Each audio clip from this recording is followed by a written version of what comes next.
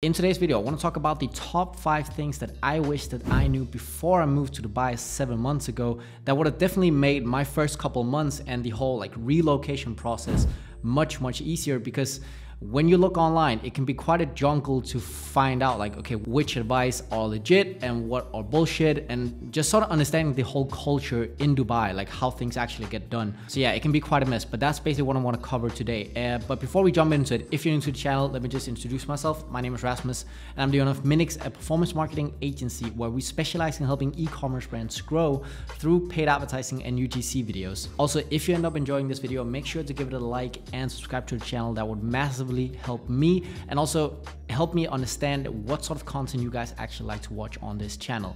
But with that being said, let's get straight into it. So the first thing is finding a good real estate agent. And this is something that I didn't know before I actually talked to my real estate agent. But when you get to Dubai, right, and you want to get something long term, you want to rent an apartment for a year, right, you go on a website called Property Finder. That's what most people use. Property Finder or Dubizzle or Bayut, I think those are the 3 main ones. I mainly just use Property Finder, but there's a lot of fake listings on these websites, and that's basically what real estate agents use to create basically a lead magnet where they will attract a lot of customers, and then a customer will inquire about said apartment or specific apartment, and they will just say, oh no, this is not available, but I have these other units. It's a very common tactic, and it's something that basically all real estate agents use, which is just a business practice that I at least didn't want to work with, and not a person who would do that is just not someone I would want to work with. And also just not having a good real estate agent can be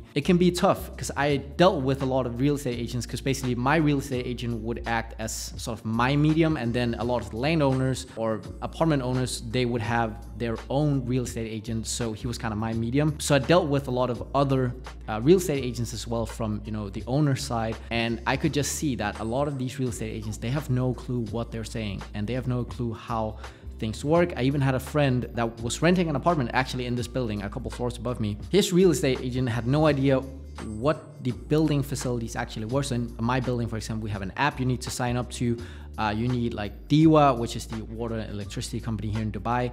You need to get that set up. There's some practical things you need to do before moving into an apartment, like internet. And also you need to get an Ajari set up, which is basically just the government proving that this rent contract is valid, right? And his real estate agent had no idea what any of this was. So my friend had quite a, let's call it just traumatic, very difficult time moving into the actual apartment, because his real estate agent just had no idea what he was actually doing. So I would definitely just reach out to a lot of different real estate agents on Property Finder, and then jump on a call with every single one of them. You'll always get their WhatsApp. That's sort of how communication works in Dubai. But jump on a call with each one of them and kind of vet them out. Talk to them, get a feeling for who they are and sort of how good their English level are, etc. So you actually feel comfortable in the hands of your real estate agent, because that's definitely super important. Otherwise, you might be dealing with a real estate agent that knows nothing about the entire process besides just finding you an apartment, and likely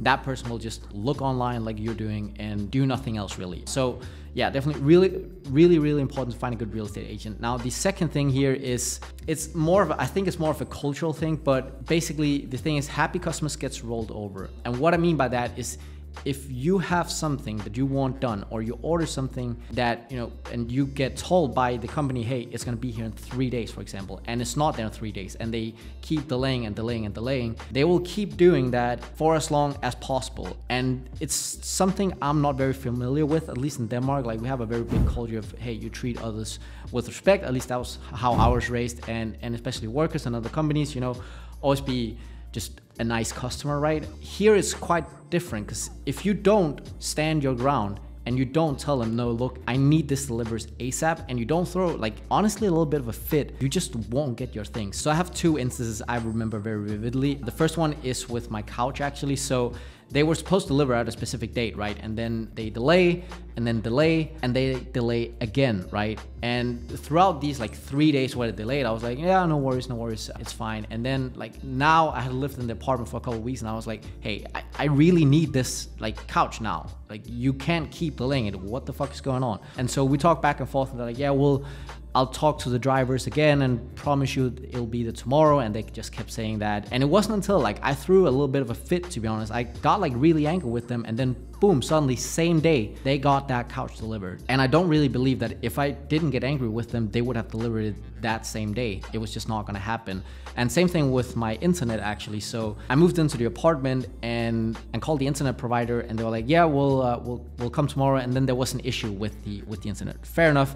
They said, hey, we'll come tomorrow and fix it and get you sorted. Great. That whole process took 7 days. And I think I called them like 3 times a day, and they were like, yeah, you'll get a call from our technician in a couple hours, and then we'll get it sorted for you. And then after 6 days, I had to call them and be like, look, I run a business. I run an online business. Like, I can't keep just paying for Wi-Fi or for data, because you also pay for data by like the gigabyte. I can't keep doing that and not work. Like, it doesn't work. So I've called your competitor, and I'm gonna switch them, and they're gonna come tomorrow and fix everything. And they're like, no, relax, sir, and whatever they tell you. But the next day, they came in the morning and got everything fixed. Boom, done and dusted. And then I have Wi-Fi from that day onwards. So definitely you need to like stand your ground. And if they tell you that things are gonna get done at a certain date and it doesn't, then you need to be very firm with them and tell them, look, this is not acceptable. Because if you don't, you're just gonna get rolled over.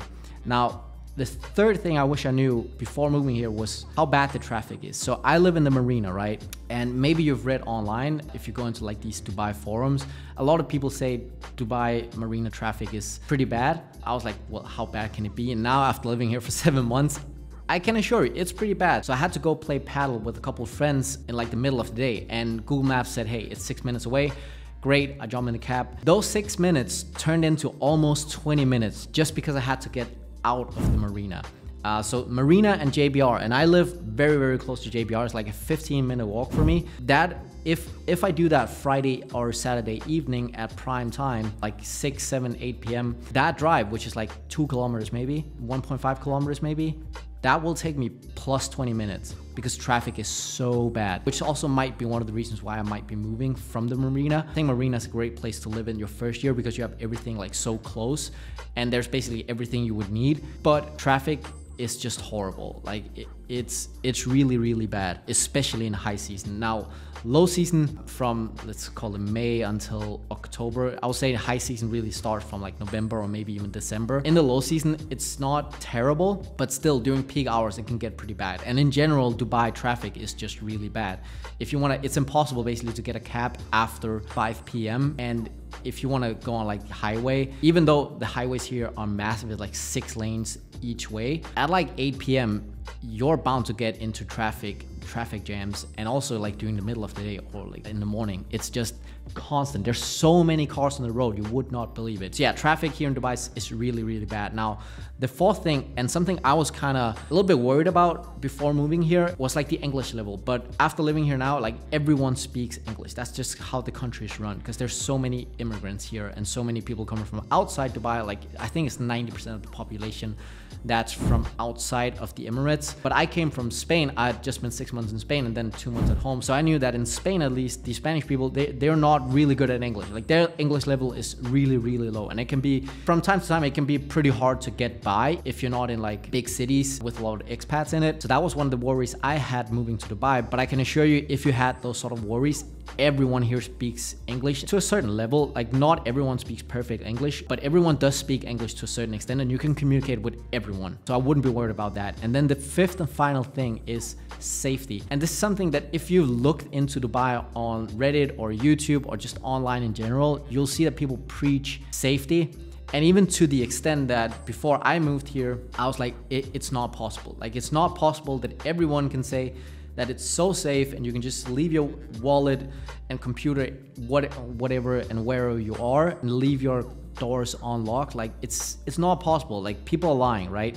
But now after living here, like I do the same thing. I don't lock my door. I went home for Christmas for 8 days and my door was unlocked and nothing's missing. You can leave your wallet, your computer, your phone, wherever you are. No one will steal it. Crime is just not a thing here, and it's very, very safe. So if you've been a little bit skeptical about the safety aspect of Dubai, because there's either two conclusions to come to. One is that, okay, maybe it is safe, or B, you've thought that it's not true what all these people are saying, because Dubai can also have a pretty bad rap in mainstream media with the police state and everything. But for me, like, nothing but good things to say about the safety. You feel very, very safe. You feel very comfortable. If it's in the morning, early morning, late at night, whatever, you never have this like ick or like weird feeling that, oh, I need to take my wallet with me. Did I remember to take this with me? Do I have all my stuff?